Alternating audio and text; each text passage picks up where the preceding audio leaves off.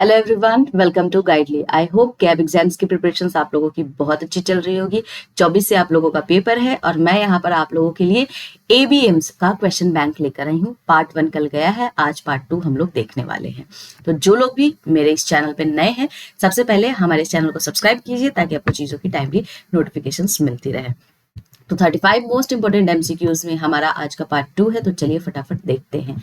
तो VUCA refers to, अब ये एग्जाम में आया हुआ क्वेश्चन है और इस तरीके का क्वेश्चन आपको देखने को मिल सकता है एक्रोनिम रिलेटेड। इसका आपको बताना है कि क्या होता है full form. Velocity, uncertainty, competency, ambiguity. B है volatility, undesirability, complexity, asymmetry. C है volatility, uncertainty, complexity, ambiguity. And D है आपके पास velocity, undesirability, competency and asymmetry. क्या होगा इसका करेक्ट आंसर? आप लोगों को याद रखना है option C is the correct answer, यानी कि volatility, uncertainty, complexity and ambiguity. कभी कभी एग्जाम में आपसे सिर्फ एक ही पूछेगा कि VUCA में आप मुझे बताएं एक किसको बोलते हैं, ए रिफर्स टू व्हाट, ठीक है, या यू रिफर्स टू व्हाट। तो इस तरीके के क्वेश्चंस आते हैं, तो आपको याद कर लेना है एक्रोनिम किसका फुल फॉर्म क्या होता है। आगे चलते हैं। In the traditional view HR was considered as, तो ट्रेडिशनल व्यू की बात की जा रही है, तो क्या होता था, क्या हम HR को कंसीडर करते थे? Strategic business partner, catalyst for business growth, welfare and administrative functions and core revenue generation department. क्या होगा correct answer? Welfare and administrative functions. चलिए आगे चलते हैं। The primary source of wealth creation in the knowledge era is, क्या है primary source हमारे wealth creation का नॉलेज एरा में? Land, technology, people and their skills and machinery.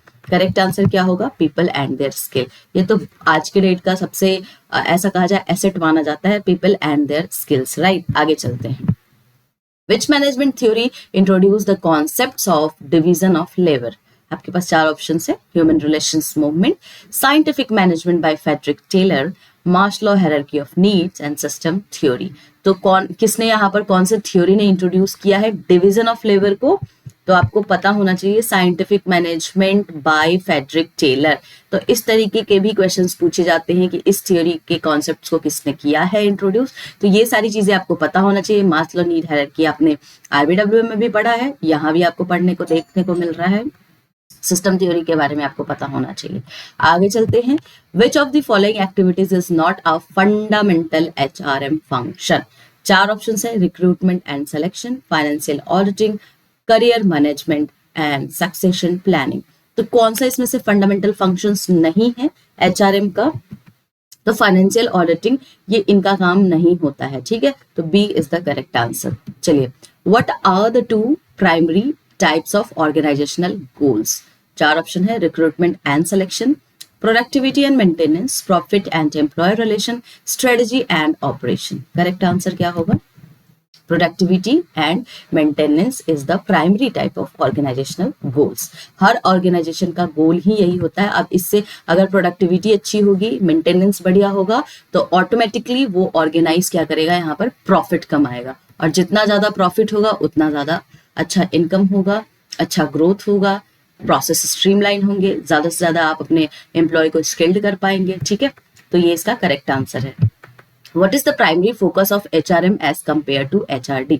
तो क्या है प्राइमरी फोकस? देखिए चार ऑप्शन है। Employer retention and recruitment strategy, routine function and administrative task, innovation in product development, organisational climate and research. तो क्या है कंपेयर करने के बाद? Routine functions and administrative task is the correct answer. Now what are the four traditional sub-modules of HRM mentioned by D. Senjo 1988? तो आपको चार जो ट्रेडिशनल सब मॉड्यूल्स है इसके बारे में पूछा है। तो आपके पास ऑप्शन है। Recruitment, training, development, retention. B है acquisitions, development, motivation, maintenance. C है planning, appraisal, compensations, terminations। D है selection, administration, monitoring and evaluation. क्या होगा इसका करेक्ट आंसर? तो इसका करेक्ट आंसर है option number B, acquisitions, development, motivations and maintenance. आगे चलते हैं। Which of the following best describe the shift in the role of HR professionals? from development to maintenance, from people's management to people's development, from legal compliance to financial planning, from recruitment to statutory compliance. तो क्या होगा इसका correct answer? From people's management to people's development is the correct answer. आगे चलते हैं. Which role involves creating necessary culture and values in the organization? Managerial role, role of system development and research, process role या role of developing competence. तो correct answer यहाँ पे क्या है? Process role is the correct answer. What is the primary objective of integrating HR strategy with business strategy in bank? चार options हैं. Reducing the cost of HR operation, achieving better compliance with regulations, improving business performance and organisational flexibility, simplifying recruitment and retention processes. Correct answer क्या होगा? Improving business performance and organisational flexibility. Option C is the correct answer. 12th है, which one of the following is our organization's value added role of managers? Selection and orientation, organizations, development and consulting, retention and termination, all of the above. तो ये चारों के चारों यहाँ पर correct answer हैं. यानी कि जो ऑर्गेनाइजेशंस में वैल्यू एडेड रोल होते हैं मैनेजर्स के, सिलेक्शंस के भी होते हैं, ओरिएंटेशंस के भी, organisations development, consulting, retention and termination. तो इतने सारे रोल्स होते हैं हमारे मैनेजर्स के. तो all of the above is the correct answer. यहाँ पर आप देख सकते हैं एक्सप्लेनेशंस में एचआर के रोल्स, कोर पीपल के roles, organisational value add roles and business transformations role. तो ये सारे के सारे आपके यहाँ पर रोल्स दिए हुए हैं जो मैंने आपको स्क्रीनशॉट यहाँ पर लगा दिया है. एक बार आप इसको गो थ्रू कर सकते हैं. एग्जाम में इससे क्वेश्चंस देखने को आपको मिल सकते हैं. आगे चलते हैं. What is the key feature of strategic HRM? चार ऑप्शंस है. Focus only on internal HR policies, linking HRM with strategic goals and objective, focusing solely on short-term business outcome, eliminating the role of senior management in HR decisions. तो correct answer क्या है? Linking HRM with strategic goals and objective is the correct answer. Moving employees from one job to another job in a predetermined way is known as work mapping, job re-engineering, job enrichment and job rotations. नाम से ही पता चल रहा है one job से another job. तो ये क्या कर रहा है? रोटेट कर रहा है. तो करेक्ट आंसर क्या होगा? Job rotation is the correct answer. आगे चलते हैं. What are the primary components of job analysis? आपके पास चार ऑप्शन है. Job description and job specification, job description and job evaluation, job specification and wage settlement, job evaluation and wage settlement. Correct answer क्या होगा? तो इसके दो आप देखेंगे प्राइमरी कंपोनेंट्स होते हैं, जेडी एंड जेएस, यानी कि job descriptions and job specification. अब इसके बारे में थोड़ा सा आप लोग पढ़ लीजिएगा, एग्जाम में आपसे क्वेश्चंस पूछ सकता है. What is the relationship between job analysis and job evaluations? दोनों के बीच यहाँ पर रिलेशन पूछा है. तो job evaluation is independent of the job analysis but uses it's data. B है job analysis and job evaluations are the same process. Job evaluation is a prerequisite for job analysis and job analysis does not contribute to the job evaluation. What is the correct answer?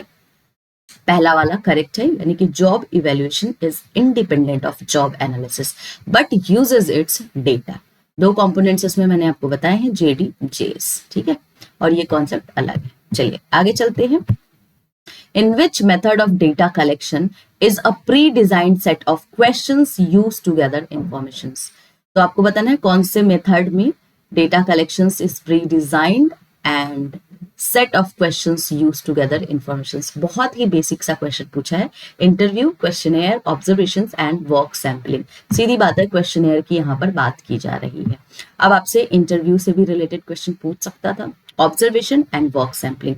तो आपको इन सारे का मतलब पता होना चाहिए, इन सारे के बारे में आपको पता होना चाहिए, एग्जाम में क्वेश्चंस आ सकते हैं.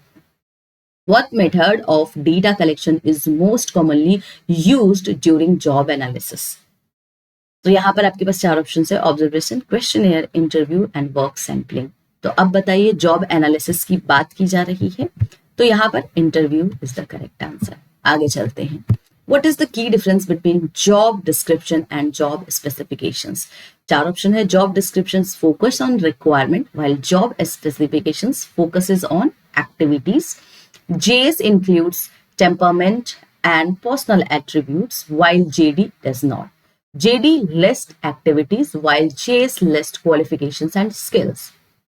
JS is a part of job evaluation while JD is not.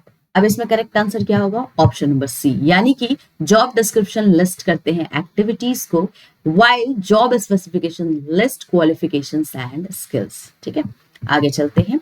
What does the systematic approach to training include? चार ऑप्शन है, general learning opportunities without specific evaluation, conducting and evaluating training programs, solely focusing on organizational development, delegating all learning initiatives to the employees. Conducting and evaluating training programs is the correct answer. आगे चलते हैं. Which of the following is not a principle of adult learning? Self-paced learning, focus on experimental learning, mandatory learning enforced by authority, motivations driven by internal factors. क्या होगा correct answer? Mandatory learning enforced by authority. आगे चलते हैं.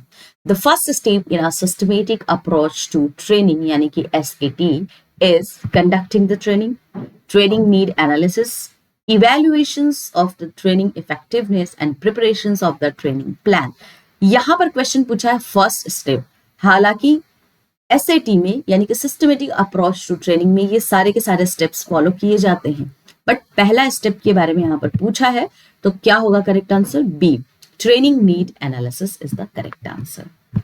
अब यहां पर systematic approach to training में कितने स्टेप्स होते हैं वो मैंने आपको यहां पर लिख दिया है, और पहला स्टेप कौन सा है, टिल 5 स्टेप तक क्या क्या है वो आपको यहां पर लिखा है. पहले ट्रेनिंग होती है, देन प्रिपरेशंस होते हैं, फिर कंडक्ट होता है, फिर इवेल्युएशंस होते हैं एंड देन सिलेक्शंस होता है. ठीक है, तो ये पांचों स्टेप्स आप याद रखिएगा, कोई भी स्टेप्स आपसे पूछ सकता है. What are the three basic components of attitude? Emotional, behavior and social, informational, cultural and emotional, emotional, informational and behavior, perceptual, informational and practical. क्या होगा correct answer? C is the correct answer, emotional, informational and behavior. ठीक है, तो याद रखिएगा. आगे चलते हैं. A manager with a strong work ethic uses which attitude functions to influence subordinates? Adjustment functions, knowledge functions, value expression functions and ego defensive function. क्या होगा? Value expression function is the correct answer.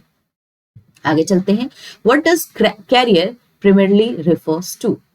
A specific job in an organization, a sequence of work roles throughout life, a fixed role in a company, a temporary engagement in a task.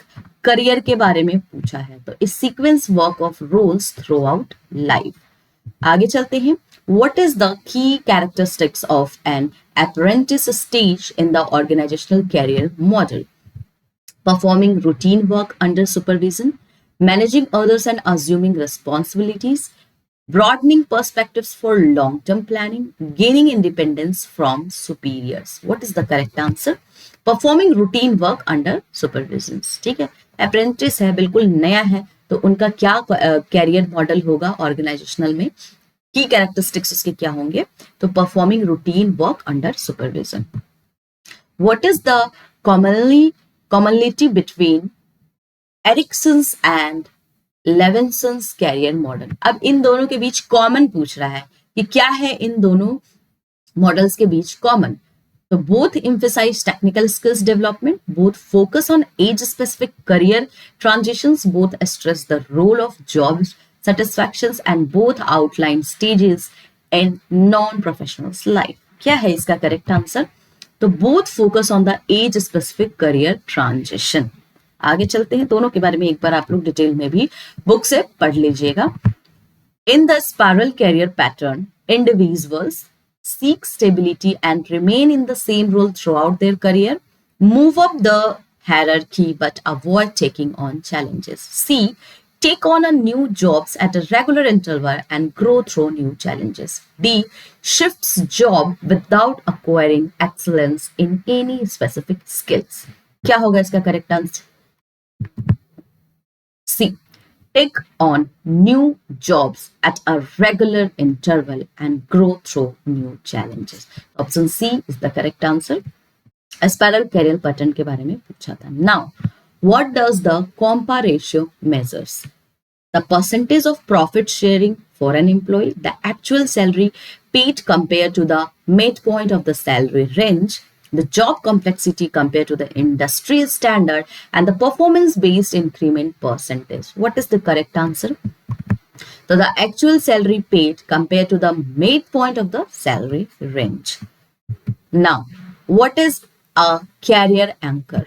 A predetermined job role assigned by an organization, a personal sense of type of work an individuals want to pursue, the process of moving along a defined career path, a mandatory skill set required for promotions. क्या होगा correct answer? Option B is the correct answer, यानी a personal sense of the type of work and individuals wants to pursue. The life position, I am okay, you are okay, implies both individuals have value. Only one person has a value. Neither person has value. Self-worth is questioned. क्या होगा? Option B is the correct answer. Both individuals have value. अब यहां पर आप देखेंगे I am okay, I am not okay, you are okay, you are not okay, इस तरीके का आपका लाइफ पोजीशंस जो है उसके बारे में आपको एक बार देख लेना है. एग्जाम में इससे क्वेश्चंस देखने को आपको मिल सकते हैं. अब आपको बताना पड़ेगा कि ये क्या, इसका मीनिंग क्या होता है. जैसे अभी हमने पूछा I am okay, you are okay, तो both individuals had same value. अब सिमिलरली पूछ सकता था I am okay and you are not okay. ठीक है, तो इस तरीके के क्वेश्चंस आपको आ सकते हैं. अब जैसे यहाँ पर देखिए एक और क्वेश्चन है, which life position describes a person who believes I am not okay, you are not okay. तो ये क्या है? Positive outlook, mutual devaluations, self confidence and empowerment. सीधी बात है, म्यूचुअल डीवैल्यूएशंस की बात हो रही है यहाँ पे. ठीक है, तो option B is the correct answer. आगे चलते हैं. Which of the following is not one of the four quadrants of the Johari window model? Johari window model से भी आपको एग्जाम्पल क्वेश्चंस पूछे जा सकते हैं एग्जाम में. आपके पास यहाँ पर 5 ऑप्शंस है. एरेना यानी open self, blind spot blind self, hidden self private self, unknown self मतलब dark self and transparent self. तो क्या है इसमें करेक्ट आंसर? तो 4 क्वाड्रेंट्स जो होते हैं ना, ये रहे आपके arena, blind, hidden and unknown. These 4 are the quadrants of Johari window model. Transparent self कोई भी विंडो जोहरी विंडो मॉडल्स में नहीं आता है. तो करेक्ट आंसर मेरा क्या हो जाएगा? ऑप्शन नंबर ई. आगे यहाँ पर आप देखिए, इसके बारे में मैंने थोड़ा सा आपको लिख दिया है कि एरेना मॉडल में क्या होता है, ब्लाइंड स्पॉट क्या है, hidden self and unknown self. एक बार गो थ्रू कर लीजिएगा. आगे चलते हैं. What are the foundational rewards in the total reward framework? Career development program, base salary, health care, retirement and insurance, recognition and incentives, flexibility in working arrangements. What is the correct answer? Base salary, healthcare, retirement and insurance is the correct answer. यानी कि option B हमारा यहाँ पर correct है. Last question है इस session का. The job evaluations technique that involves ranking jobs based on selected factors like skill, responsibilities and effort is known as ranking method, job classifications, factor comparison या point rating. क्या होगा इसका correct answer?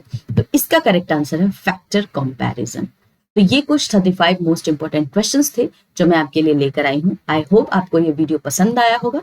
पसंद आया है तो आपको क्या करना है? लाइक करना है, शेयर करना है, ज्यादा से ज्यादा आप लोग सब्सक्राइब कीजिए, कमेंट कीजिए, फीडबैक देना है, फीडबैक दीजिए. कोई क्वेश्चन पूछना है कमेंट सेक्शन में आप पूछ सकते हैं. कोई भी क्वेरी है आप हमें कॉल भी कर सकते हैं. इसी तरीके से कैब एग्जाम्स की प्रिपरेशंस करते रहिए. मिलेंगे हम लोग अब पार्ट 3 में.